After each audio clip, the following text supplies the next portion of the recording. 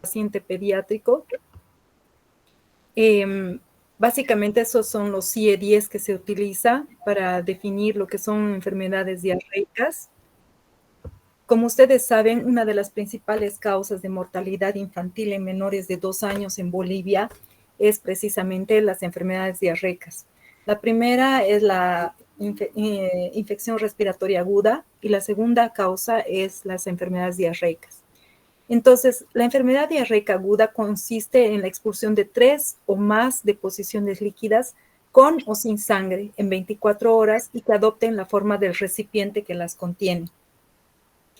Se considera episodio diarreico aquel que cumple los criterios anteriores y termina cuando el último día con diarrea es seguido por 48 horas de deposiciones normales.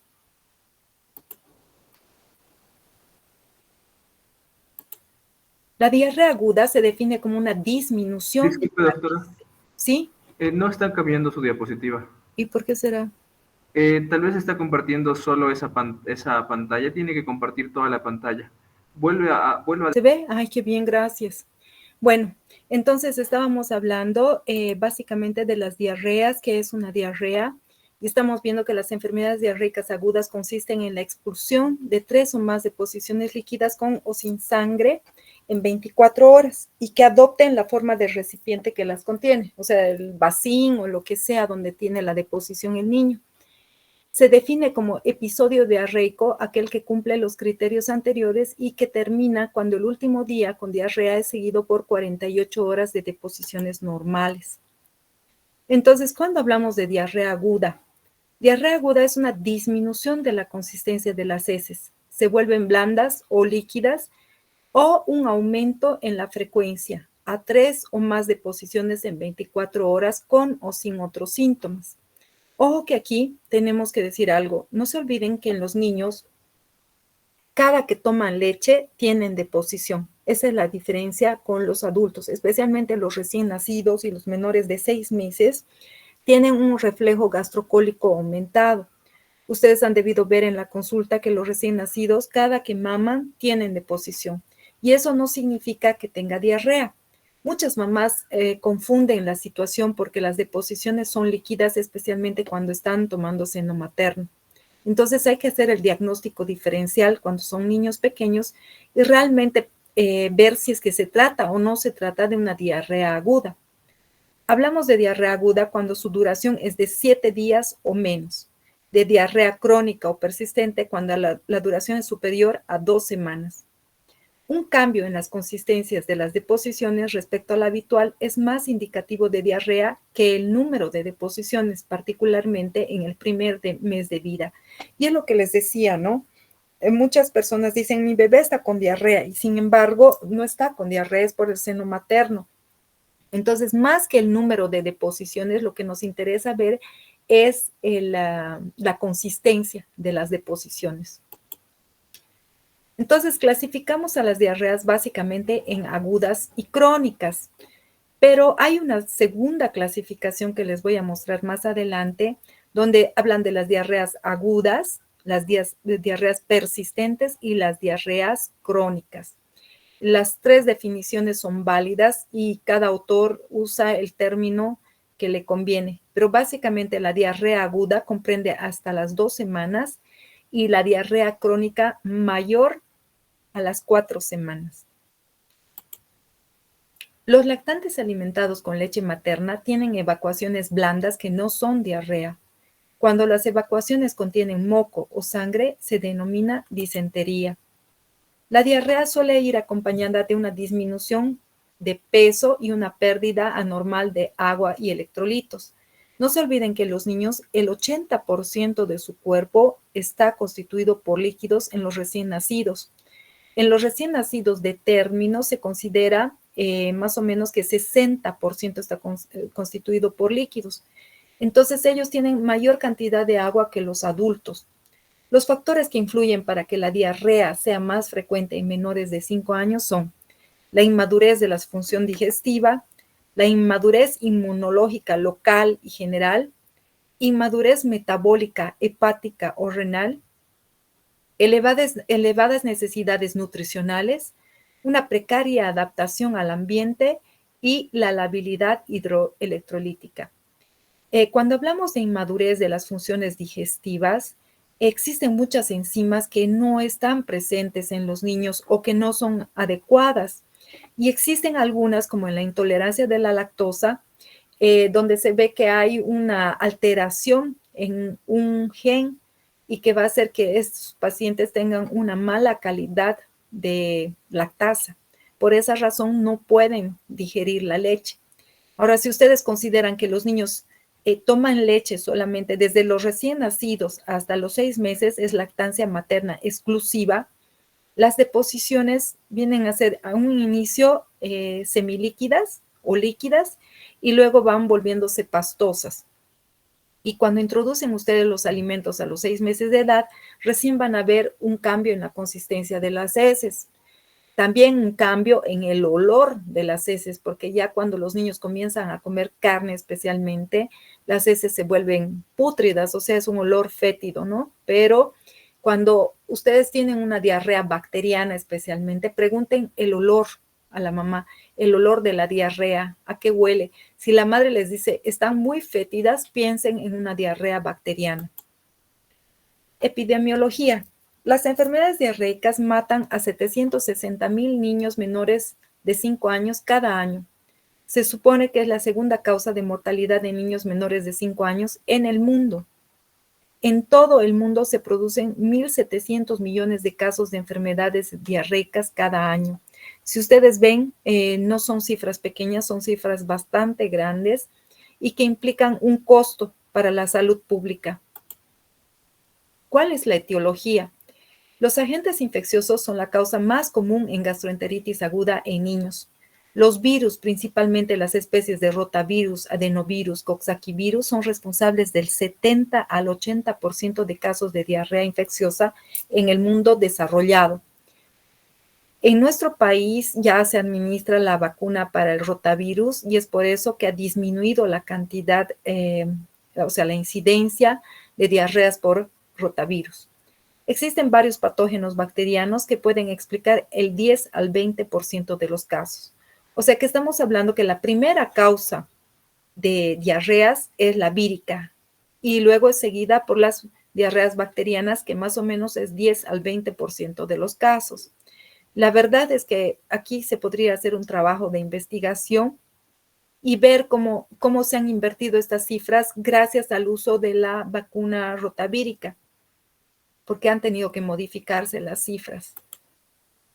Entonces, cuando hablamos de etiología, estamos hablando que los virus son responsables del 70-80% de las diarreas infecciosas y los patógenos el 10 al 20% de los casos. Y entre los virus, el más importante es el rotavirus. Es el agente causal más frecuente en menores de 2 años, mientras que el Campylobacter jejuni es más frecuente en los niños mayores de 5 años. Desde que se ha introducido la vacuna, se ha evidenciado una disminución del cuadro. Entre las bacterias Campylobacter jejuni es seguido por Salmonella spp, pero pueden existir también otros bacterianos o parásitos como causa de diarrea. Aquí vemos las principales causas de diarrea infecciosa en niños. Los virus, rotavirus, adenovirus, astrovirus, norovirus, parvovirus, citomegalovirus y coronavirus. Entre las bacterias Campylobacter sp, Salmonella, Shigella, Staphylococcus aureus, Bacillus cereus, Vibrio cholera, Clostridium difficile, Clostridium botulinum y Yersinia enterocolitica. Los protozoos son muy importantes, ustedes saben, no tanto en lactantes, sino más bien en los niños en etapa escolar. La Giardia lamblia, Cryptosporidium, Entamoeba coli, Cryptosporidium, Isospora belli, Cyclospora cayetanensis, Diantameba fragilis y Blastocystis sp. Entre los helmintos, el Ascaris lumbricoides, Strongyloides stercoralis, Angiostrongyloides costarricensis, Schistosoma manzoni, Schistosoma japonicum, Capillaria philippensis y Anisakis simple. Ahora, por grupo de edad, en menores de 1 año tenemos que pensar siempre como primera causa el rotavirus. El rotavirus se transmite incluso por vía respiratoria, o sea, por vía inhalada. el norovirus y el adenovirus, y en último lugar la salmonela. Fíjense que la salmonela ocupa el último lugar, la bacteria, ¿no? En pacientes de 1 a 4 años siguen siendo los virus la principal causa, rotavirus, norovirus, adenovirus, y luego recién viene salmonela, campylobacter y yersinia. Y en los niños mayores de 5 años, fíjense cómo los rotavirus pasan a estar en último lugar. Más importante es el campylobacter y la salmonela. ¿Cuáles son otras causas de diarrea? Las infecciones parenterales. Por ejemplo, la infección urinaria en niños está acompañada muchas veces de diarrea. Ahora, las infecciones respiratorias pueden estar acompañadas por diarrea. Acuérdense, por ejemplo, del COVID. Intolerancias o alergias alimentarias pueden producir diarreas. Errores dietéticos, una dieta hiperosmolar, ponerle demasiada leche a la preparación, elaborar, ustedes que ya llevan nutrición, elaborar leches mayores al 15% de concentración puede producir una diarrea hiperosmolar. Transgresiones alimentarias, iatrogenias, el uso de antibióticos especialmente es importante porque mata lo que es la flora normal del paciente. El uso de laxantes. Entonces, como otras causas de diarrea, hay que destacar la intolerancia a la lactosa, la ingesta de antibióticos porque destruye la flora bacteriana normal, el uso de prokinéticos y el uso de lactantes u otras sustancias que puedan hacer que el niño evacúe más rápidamente. Ahora, ¿qué es la diarrea persistente? Es lo que hace rato les hablaba, que hay otra clasificación donde incluyen a la diarrea persistente. La diarrea persistente se define como una diarrea con heces sueltas y acuosas que dura entre 2 y 4 semanas. Se diferencia de la diarrea aguda, que dura menos de 2 semanas, y de la diarrea crónica, que dura 4 semanas o más. Entonces, en síntesis, estamos hablando de una diarrea persistente, que dura entre 2 y 4 semanas, la diarrea aguda, que dura menos de 2 semanas, y la diarrea crónica, que dura 4 semanas o más. ¿Cuáles son los factores de riesgo para una diarrea persistente? La desnutrición, evacuaciones con moco y sangre, uso indiscriminado de antibióticos, frecuencia alta de evacuaciones y la persistencia de la deshidratación. Ahora, ¿cuáles son los factores que aumentan el riesgo de deshidratación en los niños? Niños menores de 1 año, particularmente los menores de 6 meses, son muy lábiles. Lactantes con bajo peso al nacimiento. Nosotros que estamos trabajando con bebés prematuros, estamos conscientes del problema. Niños con mayores de 5 evacuaciones en las últimas 24 horas pueden evolucionar a una deshidratación. Niños con más de 2 vómitos en las últimas 24 horas. Niños a los que se les ha ofrecido o no han tolerado los líquidos suplementarios. Lactantes que no han recibido lactancia materna durante la enfermedad. Y niños con signos de desnutrición. Aquí en desnutrición infantil no se olviden que los desnutridos de tercer grado, es decir, los desnutridos severos, van a tener un aplanamiento de las vellosidades intestinales que va a impedir o va a disminuir la superficie de absorción. Por lo tanto, tienen mayor tendencia a producirse un síndrome de mala absorción y por lo tanto se pueden deshidratar más fácilmente. Cuando hablamos de fisiopatología de las diarreas, tenemos que hablar que hay una deficiente absorción intestinal de agua y electrolitos, puede haber una secreción exagerada de sustancias o un aumento en la frecuencia de las evacuaciones. La diarrea es una consecuencia de la disfunción en el transporte de agua y electrolitos a nivel del intestino. Como resultado de esta alteración, se produce un aumento de la frecuencia, la cantidad y el volumen de las heces, así como un cambio en su consistencia por el incremento de agua y electrolitos contenidos en ellas. Cuando hablamos de fisiopatología, entonces estamos contemplando varios mecanismos por los que se puede dar diarrea. Tenemos las diarreas de causa osmótica, las diarreas inflamatorias o exudativas, las secretoras y aquellas que se producen por disminución del tiempo de absorción. Por ejemplo, si utilizamos un prokinético o sales como el sulfato de magnesio, podemos hacer que disminuya el tiempo de absorción, aumenta la peristalsis intestinal. Cuando hablamos de diarrea osmótica, tenemos que hablar de leches, ¿no? La diarrea osmótica es el resultado de la presencia de un agente osmóticamente activo en la luz intestinal que no puede ser absorbido y que arrastra líquido a la luz intestinal. Si aumento el soluto en la luz intestinal, alterando el gradiente de absorción de agua con retención y secreción de líquido a la luz intestinal. Yo no sé si están viendo mi puntero. ¿Ven mi puntero o no? Sí, doctora, se lo ve. Ah, ya, qué bien. Bueno, entonces aquí lo que estamos viendo es una membrana semipermeable que representa, digamos, al intestino. Ya es una membrana semipermeable. Aquí estamos viendo los poritos que igual en el intestino tenemos. Gracias a las uniones adherentes en el intestino, es que no pasan sustancias que son muy grandes. Pero el problema es que cuando se produce una inflamación o cuando hay un proceso patológico, puede haber un aumento en estos poros y pueden lesionarse incluso las uniones adherentes. Ese es el caso, por ejemplo, de los celíacos, donde hay un aumento en la permeabilidad intestinal y pueden incluso permitir que pasen sustancias que son grandes osmóticamente activas. Pero en el caso de la diarrea osmótica estamos hablando de que hay un aumento de la concentración de solutos aquí.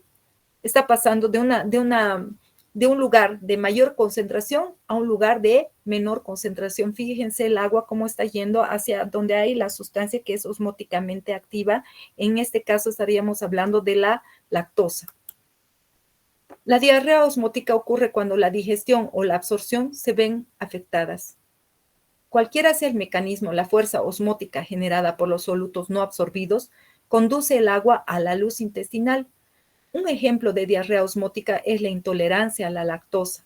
La lactosa, si no se absorbe en el intestino delgado, llega al colon donde se fermenta a ácidos orgánicos de cadena corta, generando una sobrecarga osmótica que sobrepasa la capacidad de absorción del intestino. Por lo tanto, la lactosa dentro del intestino va a arrastrar agua hacia el lumen intestinal y se va a eliminar mayor cantidad de líquido en las heces. No llega a ser absorbido, o sea, rebasa la capacidad del colon para poder absorber esa cantidad de líquidos. Ahora, ¿cuáles son las causas de la diarrea osmótica? Los síndromes de mala absorción, una sobrealimentación, intolerancia a la lactosa, una alteración, por ejemplo, en las enzimas digestivas defectuosas, como en la deficiencia de lactasa, disminución del tiempo de tránsito intestinal, como en la diarrea funcional, por ejemplo, y sobrecarga de nutrientes que exceden la capacidad digestiva. El uso de medicamentos, purgantes o sales de magnesio. Un ejemplo de medicamento que puede aumentar y producir una diarrea osmótica es el manitol. Daño intestinal, como ser infecciones entéricas, superficie de absorción funcional reducida, como en la enfermedad celíaca. La digestión y la absorción tienen lugar en el intestino delgado. Para la digestión se requiere hidrólisis, escisión enzimática y emulsificación de las grasas. Esto es muy importante. En muchos pacientes no se produce esta hidrólisis. Tampoco se produce la descomposición enzimática de las sustancias que vienen en los alimentos y no existe la emulsificación de las grasas, por lo tanto no hay una buena absorción de los nutrientes y se produce un síndrome de mala absorción. Los macronutrientes para absorberse deben degradarse a moléculas pequeñas. La diarrea osmótica es debido al mal funcionamiento de las enzimas del borde en cepillo. Por ejemplo, en la diarrea por rotavirus se produce una alteración a nivel del borde en cepillo de la mucosa intestinal. La diarrea osmótica, ya hemos dicho que se produce cuando los solutos no absorbibles permanecen en el intestino. Pueden darse, por ejemplo, en la intolerancia a hidratos de carbono, como ser la lactosa por déficit de lactasa, uso de sales poco absorbibles como el sulfato de magnesio, fosfato de sodio, laxantes, antiácidos, y la ingestión de grandes cantidades de excitoles, como por ejemplo el manitol, lo que les decía hace rato. Y ahí estamos viendo gráficamente el intestino y vemos cómo la galactosa se convierte en glucosa gracias a la, o sea, la lactosa, que viene a ser el azúcar, gracias a la acción de la lactasa va a penetrar y se va a degradar. Pero si no hay esta acción de la lactosa, la lactasa va a seguir en el lumen intestinal y va a sufrir un proceso de fermentación bacteriana y además va a arrastrar agua consigo.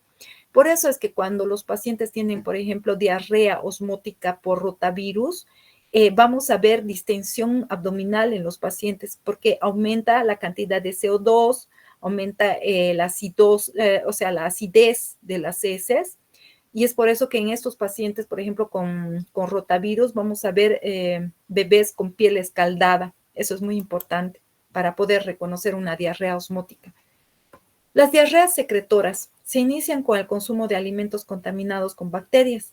Llegan al lumen y se unen a las vellosidades y secretan enterotoxinas que activan mediadores como el AMP cíclico, lo que provoca alteración en la absorción de agua y salida de la misma a la luz intestinal. Agentes que causan diarrea secretora son el vibrio cólera, el rotavirus, la Escherichia coli enterohemorrágica. La diarrea secretoria se produce cuando se segregan más electrolitos y agua que lo que se pueden absorber. Actúan como secretagogos las toxinas bacterianas del cólera, los virus enteropatógenos, ácidos biliares, grasas no absorbidas de la dieta en la esteatorrea, por ejemplo, cuando tenemos yardia-lamblia, el uso de drogas catárticos, aceite de castor, los antraquinónicos, hormonas peptídicas como el péptido vasoactivo intestinal producido por tumores, por cáncer, pueden producir diarreas. Entonces, cuando hablamos en general de la fisiopatología o de los causantes de diarrea secretora, podemos dividirlo en grupos para recordar mejor. Causas infecciosas, virales, bacterianas, toxinas bacterianas que pueden estimular la secreción de líquido en el intestino, como en la gastroenteritis, el uso de algunos fármacos que pueden aumentar la secreción intestinal o alterar la absorción de las grasas, y las alteraciones genéticas puede ser causada por alteraciones genéticas que afectan la absorción de los electrolitos. ¿Cuáles son los síntomas? Heces líquidas y abundantes. La diarrea puede ser persistente o recurrente. Otros síntomas pueden acompañar como ser dolor abdominal, vómitos y fiebre. Ahora, ¿cómo se hace el diagnóstico de este tipo de diarreas? Se basa en la historia clínica del niño, incluyendo la duración y la característica de la diarrea, así como otros síntomas. Exámenes adicionales como el coprocultivo y las pruebas de sangre pueden ayudar a identificar las causas de la diarrea. El tratamiento va por la hidratación, que es fundamental para prevenir la deshidratación. Se pueden utilizar soluciones de rehidratación oral para reponer los electrolitos perdidos. En algunos casos se pueden utilizar medicamentos para tratar la causa subyacente de la diarrea, como antibióticos en caso de infección bacteriana. Y es importante consultar a un médico para un diagnóstico preciso y un tratamiento adecuado. Algo que estoy recordando al leer esto y que no lo he incluido en las diapositivas es que ustedes no tienen que perder de vista el hecho de que cuando tenemos diarrea, no solamente se pierde agua, sino también se pierden electrolitos. Y los electrolitos que se pierden principalmente por heces es el potasio y por vómitos es el cloro. Entonces va a haber una alteración a nivel del medio interno. Se va a producir una hipopotasemia y eso va a derivar en un hilo paralítico que muchas veces acompaña a las diarreas. Las diarreas exudativas o inflamatorias. Estas están causadas por enfermedades que causan inflamación mucosa o tumefacción. Se pierde plasma, proteínas, sangre y moco. El compromiso de la mucosa rectal puede causar urgencias y aumentar la frecuencia de la evacuación debido a que el recto inflamado es más sensible a la distensión. ¿Cuáles son las características de la diarrea exudativa? La presencia de sangre, moco y pus en las heces, dolor abdominal, fiebre, urgencia e inconfort rectal. A esto se refiere a que la inflamación puede causar la necesidad de defecar con frecuencia y una sensación de inconfort rectal. Nosotros también lo llamamos pujo y tenesmo. Cuando hablábamos, por ejemplo, sobre amebas en parasitología, ustedes saben que una de las características de la amebiasis es el pujo y el tenesmo. Igual en el Balantidium coli se produce el mismo mecanismo. Entonces, entre las causas de diarrea exudativa estamos hablando de infecciones bacterianas, virales o parasitarias. también pueden haber en las enfermedades inflamatorias intestinales, por ejemplo, en la enfermedad de Crohn y en la colitis ulcerosa. Las enfermedades de injerto contra huésped, alergia alimentaria, esto es importante. Por ejemplo, pacientes que tienen intolerancia alimentaria o alergia alimentaria a ciertas sustancias, por ejemplo, al gluten, a la leche, al huevo, pueden tener diarreas exudativas. La enfermedad celíaca, gastroenteritis eosinofílica, la principal causa de la gastroenteritis eosinofílica viene a ser la intolerancia a la lactosa. Colitis linfocítica y colágena. Estas formas de colitis crónica pueden causar diarrea exudativa. Ahora, ¿cómo hacemos el diagnóstico de una diarrea exudativa? Es importante siempre la clínica, el examen físico, análisis de heces, podemos buscar si hay sangre, si hay moco, si hay pus. El leucocitos en heces es muy importante pedir. Siempre que pidan un coproparasitológico, pidan leucocitos en heces, porque ahí ustedes van a hacer el diagnóstico diferencial. Cuando los leucocitos tienen predominio de polimorfonucleares, tienen que pensar en una infección bacteriana. Pero si hay predominio de linfocitos, ustedes pueden pensar que es una infección viral. Ahora, otra cosa importante que también tenemos que fijarnos siempre es el pH de las heces que nos reportan en el coproparasitológico. Las heces, por ejemplo, cuando es una diarrea osmótica, recuerden la diapositiva que vimos antes, donde hay aumento de hidrogeniones. En la diarrea osmótica, esas diarreas son muy ácidas. Si ustedes se fijan en el pH de las heces, en el coproparasitológico, les va a salir heces muy ácidas. Podemos realizar colonoscopía o sigmoidoscopía. Hay veces que es necesario hacer estos exámenes en niños para llegar a tomar biopsias o para llegar a un diagnóstico. Y las radiografías pueden ayudar a identificar problemas en el intestino. Ahora, ¿cuál es el tratamiento de las diarreas exudativas? Básicamente, el tratamiento va a depender de la causa subyacente. Si se trata de una diarrea causada por bacterias, voy a utilizar antibióticos. Si es una diarrea causada por ameba o por Balantidium coli, voy a utilizar el tratamiento antiparasitario correspondiente. Entonces, mucho va a depender de la causa. Por ejemplo, si estoy hablando de una intolerancia al gluten, aquí, cuando estamos hablando de alergias alimentarias, de enfermedad celíaca, no va a mejorar la diarrea a no ser que ustedes comiencen con una dieta para el paciente. Desintoxicar a un paciente del gluten tarda por lo menos 3 semanas de suspender la sustancia de la alimentación del paciente. Aunque no me crean, yo que trabajo con esto porque me apasiona, me gusta mucho, es muy difícil que los pacientes se adhieran a un tratamiento, a una dieta. Y peor en niños, porque las madres muchas veces ni siquiera tienen tiempo para preparar los alimentos de los niños. Disminución del tiempo de absorción. El problema es que aquí está acelerado el tránsito intestinal, por lo tanto no hay un buen contacto entre la sustancia que está pasando por el lumen y la superficie de absorción. Las causas pueden ser, por ejemplo, la resección de estómago, de intestino delgado o grueso, piloroplastia, vagotomía, bypass de segmento intestinal. Drogas antiácidas como magnesio o laxantes, su uso causan diarreas, y agentes humorales, como les decía, producidos por tumores, prostaglandinas y serotonina. Cuando se produce un síndrome de mala absorción, se produce una diarrea por fenómeno osmótico o secretorio.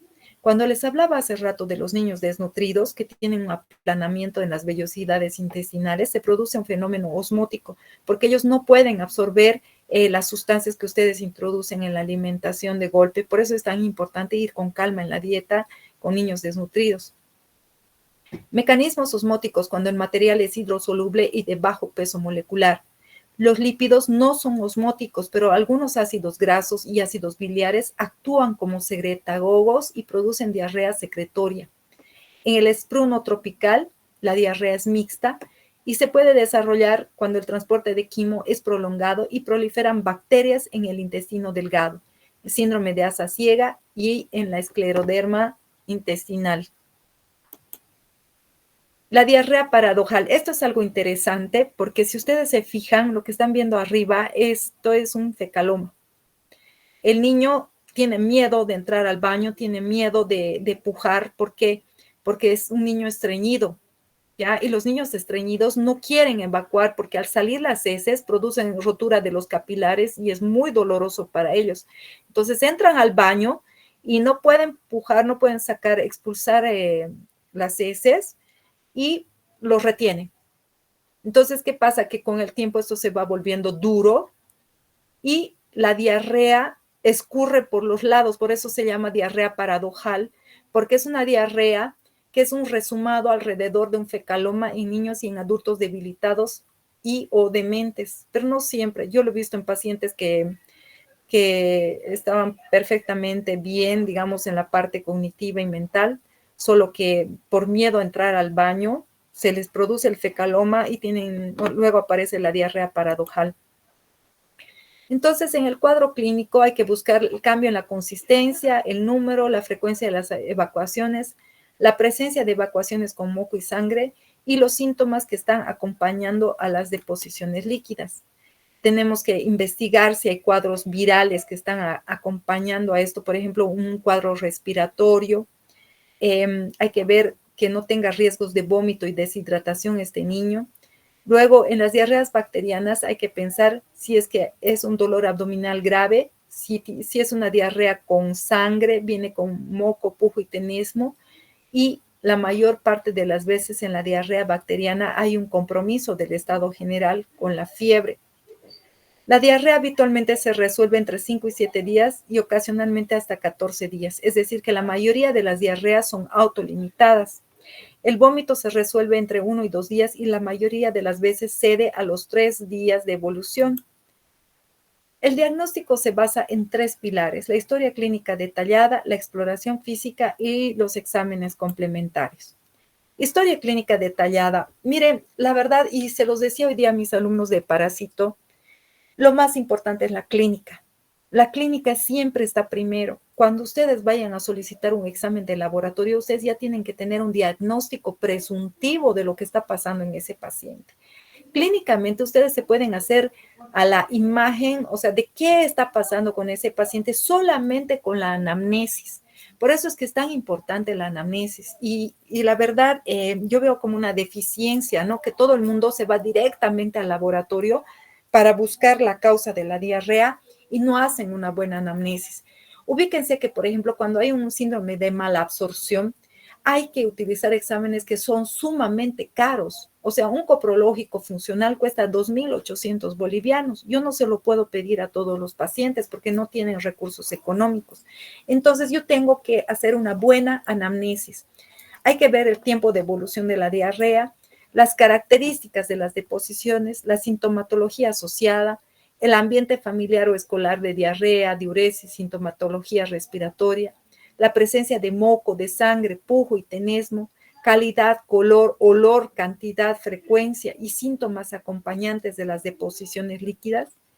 También tenemos que buscar, o sea, ya tener un concepto en nuestra cabeza si se trata de una diarrea enteral, si es parenteral, si es vírica o es bacteriana. Por ejemplo, si me está viniendo un niño resfriado y tiene como efecto colateral de deposiciones líquidas, yo ya sé que ese proceso viral respiratorio está viniendo con diarrea. Ahora, ¿cuándo voy a sospechar de virus? Cuando las diarreas son ácidas y abundantes y muy líquidas y rebalsan el pañal. Y las bacterianas que vienen con compromiso del estado general del paciente, fiebre especialmente, que no cede fácilmente a los antibacterianos, a los antitérmicos. Las diarreas agudas por virus, generalmente con diarreas acuosas, con vómitos, y las bacterianas suelen afectar más al colon, siendo más frecuente el dolor cólico, las heces sanguinolentas y con moco.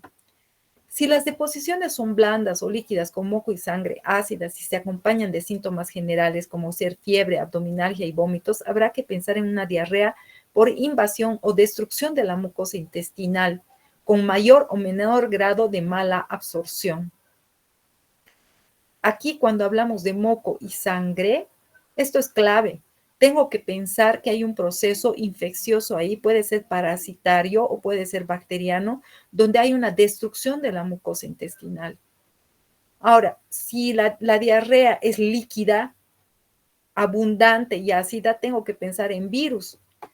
Ahora, en caso de bacterias como Salmonella, Shigella, Yersinia, Campylobacter, Yeyuni y E. coli, voy a tener compromiso del estado general del paciente con malestar general, decaimiento, rechazo al seno materno, fiebre intensa. Entonces, el cuadro es completamente diferente y da para darse cuenta cuando uno hace la anamnesis en el paciente. Tenemos que buscar deposiciones muy líquidas y numerosas, no ácidas y con gran pérdida hidroelectrolítica y deshidratación. Voy a pensar en bacterias, E. coli, Staphylococcus aureus y Salmonella. El rotavirus, por lo general, las heces son ácidas, ¿ya? Otro dato orientativo para el diagnóstico es la época del año. En invierno es más frecuente la diarrea vírica y en verano predominan las diarreas bacterianas. En verano hace calor y la comida se pudre, se descompone. ¿Por qué? Porque no la tienen en la heladera. Mayonesa, huevo, pollo, son caldos de cultivo para las diarreas bacterianas. Por lo tanto, el verano es clave para pensar en diarreas bacterianas. Ahora, en la exploración física, esta es la otra pata coja que yo veo en la mayoría de los estudiantes, es que no, primero no hacen una buena anamnesis. Es necesario hacer una exploración de la alimentación. Hay que ver la procedencia de los alimentos que han ingerido los pacientes. La anamnesis tiene que ser rigurosa y detallada y hacer énfasis en las características macroscópicas de las deposiciones y los síntomas acompañantes. Y cuando hagan el examen físico, comience siempre por el estado general. No toquen al paciente. Primero fíjense en el estado general y luego en el regional. Importante la toma de signos vitales. ¿Por qué? Porque si hay algún grado de deshidratación, el niño va a comenzar con taquicardia, taquipnea, aumento de la temperatura si es bacteriana la diarrea. Tengo que saber interpretar, correlacionar lo que es la anamnesis con el examen físico y los signos vitales. Hay que buscar signos de deshidratación y los mejores parámetros para buscar deshidratación son la turgencia de la piel, los ojos hundidos, el estado general, el tiempo de llenado capilar y la hidratación de las mucosas. El mejor indicador para medir el grado de deshidratación es la pérdida ponderal, o sea, la pérdida de peso. Pérdidas menores del 3% se consideran deshidratación leve, entre 3 al 6% moderada y pérdidas superiores al 6% grave. Se considera 5 a 10% en lactantes o niños menores de 10 kilos. Esta clasificación leve, moderada y severa de la deshidratación les va a dar pautas para saber qué tipo de tratamiento tienen que hacer. Entonces, ¿qué tenemos que buscar? Fíjense, esta lengua es una lengua deshidratada, no tiene saliva. Fíjense la sequedad de las mucosas aquí en los labios. Están viendo ustedes a un paciente deshidratado. Tengo que ver la turgencia y la elasticidad de la piel. Eso es importante. Y en niños pequeños tengo que buscar el signo del pliegue positivo en abdomen. Ahora, en niños desnutridos no puedo buscar el signo de deshidratación en abdomen, tengo que buscar en la clavícula. Otro dato importante es la fontanela anterior. Tenemos que palpar la fontanela con 2 dedos y ver si es que hay una depresión o hundimiento de la fontanela. Tengo que pensar en deshidratación. Fíjense en este niño, fíjense los ojos, la mirada, fíjense la boca, como los labios están secos. Hay un enoftalmos aquí y el niño no está llorando, pero si lo pellizco y llora no va a llorar con lágrimas. Este niño ya está en deshidratación severa. Fíjense aquí el enoftalmos importante. Hay una alteración del sensorio. Estamos viendo las mucosas completamente secas. Ya es un niño, obviamente está desnutrido el pobre, pero ya está choqueándose este paciente porque hay una alteración en el sistema nervioso central. Exploraciones complementarias. A veces no es necesario realizar exámenes de laboratorio. Basta con la historia clínica y la exploración física. El manejo terapéutico no puede estar condicionado por el conocimiento de la etiología.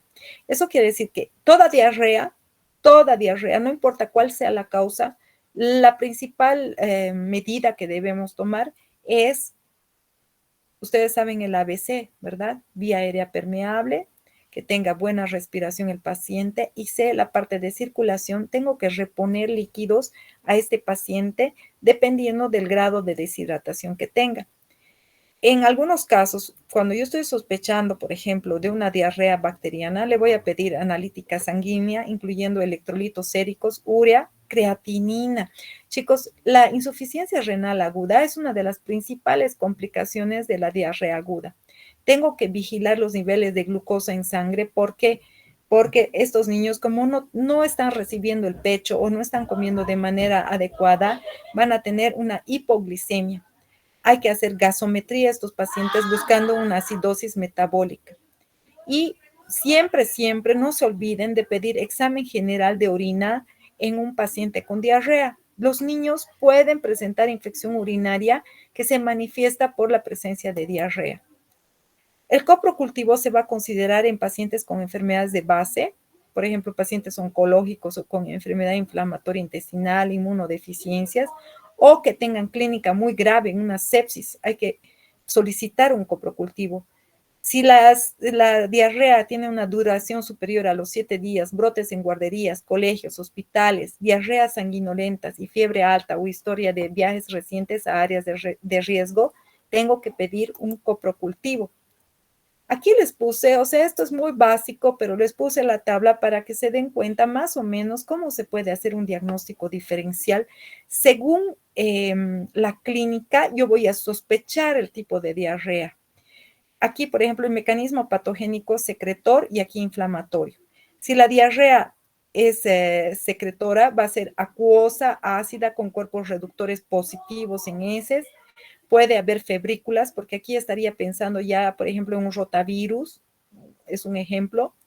El estado general es bueno, deshidratación rápida, y los gérmenes que causan este tipo de diarreas secretoras pueden ser el E. coli enterotoxigénico, rotavirus, norwalk, giardia, cryptosporidium e intoxicaciones alimentarias.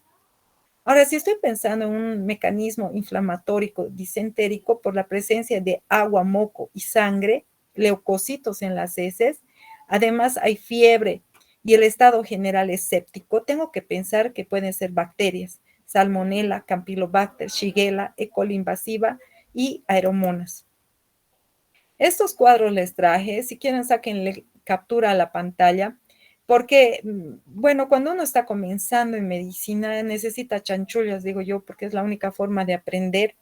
Fíjense, esto resume el patógeno, el modo de transmisión, si tiene fiebre o no tiene fiebre, la presencia de dolor abdominal, sangre en heces, náuseas o vómitos, evidencia de inflamación y sangre oculta en heces. No voy a leer uno por uno porque es extenso, es este cuadro y el siguiente más, y es lo mismo, ¿no? Aquí les detallan, por ejemplo, el patógeno. En caso de amebas, modo de transmisión, viaje a lugares tropicales. Fiebre puede haber. Dolor abdominal está presente. Sangre en heces variable. Solamente el 10% de los pacientes que tienen amebiasis presentan disentería. Náuseas o vómitos generalmente no está presente. Evidencias de inflamación puede ser, hay dolor abdominal, hay pujo y hay tenesmo. Sangre oculta en heces común. ¿Por qué? Porque se trata de un patógeno que está invadiendo la mucosa intestinal.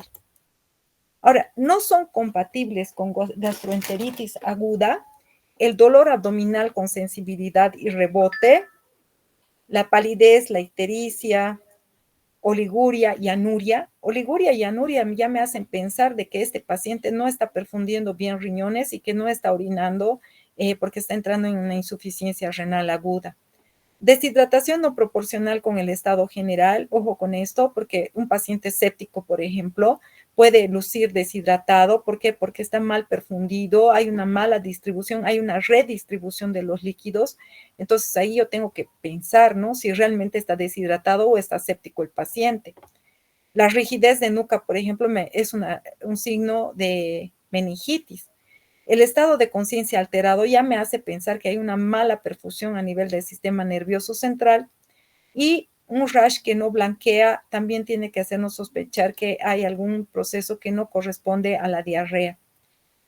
Entonces, en el tratamiento lo más importante es asegurar la nutrición y el aporte líquido por vía oral a estos pacientes. Las restricciones dietéticas no suelen ser beneficiosas y pueden ser perjudiciales. Los medicamentos sintomáticos tienen una indicación limitada, en pediatría no se utilizan, ¿ya? Y los antibióticos están indicados para casos específicos graves como ser cólera, shigella, moderada o grave. Se han realizado varios estudios para mejorar la eficacia de los sueros de rehidratación oral. En los casos de deshidratación grave se debe administrar hidratación intravenosa con solución salina isotónica de infusión rápida. Entonces el tratamiento va a ser plan A, si es una deshidratación leve, plan B, si la deshidratación es moderada, y plan C, si la deshidratación es severa. Y aquí les puse este cuadrito que les ayuda, ¿no? Sin deshidratación, menos de 4 evacuaciones, ausencia de vómito, sin signos de deshidratación, puedo administrar la vía oral y utilizo las sales de rehidratación oral. La mamá les va a decir, ¿puedo darle Gatorade? No, señora, tiene mucho azúcar. ¿Puedo darle Coca-Cola? No, señora, no están indicadas las bebidas carbonatadas. Con deshidratación, el niño va a estar inquieto e irritable, ojos hundidos, llanto sin lágrimas, boca y lengua seca, saliva espesa, sed aumentada, elasticidad de la piel aumentada, pulso rápido, llenado capilar de 3 a 5 segundos, fontanela anterior hundida en lactantes. Y el choque, donde ya hay una alteración del sensorio, no puede beber, el pulso está débil o ausente, llenado capilar mayor a 5 segundos, oliguria, oligoanuria. Entonces, en el plan A, ¿qué hago? Mantener la lactancia materna y la alimentación y el uso de sales de rehidratación oral. Esta es la composición de las sales de rehidratación oral. Tiene sodio, tiene potasio, tiene citrato, cloro y glucosa. No se olviden de las bombas que están en el intestino, a nivel del intestino, donde penetra la glucosa y hay un cotransporte con el agua. Por esa razón es que es importante administrar así tal como está en esta receta, porque tiene sodio, tiene azúcar y tiene potasio para reponer lo que el niño está perdiendo. El cloro nos sirve en caso de que el paciente esté vomitando especialmente. Entonces, en el plan A se basa en la alimentación, suero oral, mantener el seno materno, capacitar a la madre en los datos de alarma y dar las sales de rehidratación oral nuevamente. El mantenimiento de ayuno no se justifica, solamente se hace ayuno en un paciente cuando hay una alteración del sensorio, cosa que no pasa en el plan A. La alimentación precoz es importante en los niños porque disminuye los cambios en la permeabilidad intestinal, contribuye al restablecimiento de los enterocitos y favorece la actividad de las disacaridasas, mejorando con ello el estado nutricional del niño. Hay que mantener la lactancia materna. La mayoría de los niños toleran las leches enteras. ¿A quienes hay que dar leche sin lactosa? A los niños que tienen rotavirus o adenovirus. Hay que usar alimentos complejos, como ser carbohidratos complejos, carne, yogur, frutas y verduras. De nuevo, importante continuar la lactancia. Es importante no dar alimentos sólidos durante la rehidratación. Si yo he comenzado con un plan B, por decirles, no debo darle papillas, comidas al bebé. ¿Por qué?